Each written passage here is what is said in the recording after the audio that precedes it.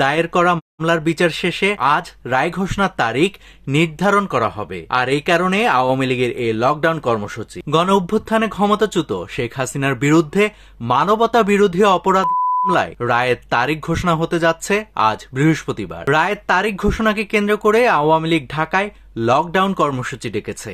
বিষয়টিকে কেন্দ্র করে রাজধানী ঢাকা সহ সারা দেশ উত্তপ্ত। ইতিমধ্যেই বেশ কয়েকটি স্থানে গাড়িতে দেওয়ার ঘটনা ঘটেছে। শিক্ষা প্রতিষ্ঠান, নির্বাচন কমিশন এবং গুরুত্বপূর্ণ স্থাপনা সহ যত্রতত্র ঘটানো হচ্ছে হয়েছে ঘুমন্ত বাস চালক। শেখ হাসিনার বিরুদ্ধে আন্তর্জাতিক অপরাধ ট্রাইব্যুনালে দায়ের করা মামলার বিচার শেষে আজ রায় ঘোষণার তারিখ নির্ধারণ করা হবে। আর এই কারণে আওয়ামী লীগের এই লকডাউন কর্মসূচি।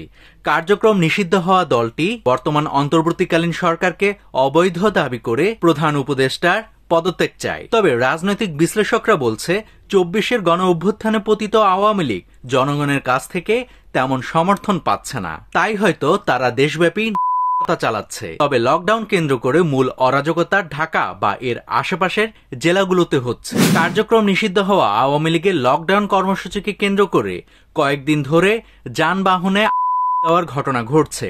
ঢাকা, মুন্সিগঞ্জ, টাঙ্গাইল ও গোপালগঞ্জে গতকাল বুধবার দিবাগত রাত থেকে আজ বৃহস্পতিবার ভোর পর্যন্ত 5টি যানবাহনে আগুন দেওয়া হয়েছে। এদিকে আজ পরিস্থিতি মোকাবেলায় জারি করা হয়েছে সর্বোচ্চ সতর্কতা। কেউ নাশকতার চেষ্টা চালালে তার হবে হাই অ্যালার্টের আওতায়। ঢাকার প্রতিটি মোড়ে চোখে পড়ছে র্যাব, পুলিশ, বিজিবি, সেনাবাহিনী সহ আইন শৃঙ্খলা বাহিনীর বিভিন্ন ইউনিট ও গোয়েন্দা সংস্থার সদস্যদের সতর্ক অবস্থান। এ ধরনের অরাজকতায় সাধারণ মানুষের চোখে মুখে লক্ষ্য করা যাচ্ছে উদ্বেগ ও উৎকণ্ঠার।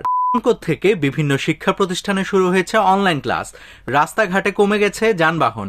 গত দুদিন সন্ধ্যার পর অনেকটাই ফাঁকা হয়ে যাচ্ছে ঢাকা। গত 3 দিনে সারা দেশে অন্তত 17টি বাসে আগুন দেওয়ার ঘটনা ঘটেছে। এর মধ্যে 16টি ঘটনা ঘটেছে ঢাকা ও আশেপাশের এলাকা সাভার ও গাজীপুরে।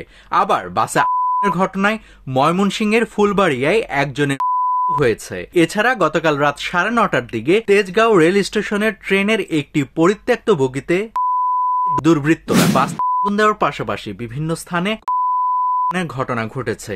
গত 3 দিনে ঢাকায় অন্তত 22টি স্থানে ঘটনা ঘটেছে। নাভিদ হাসান, সোনালী নিউজ।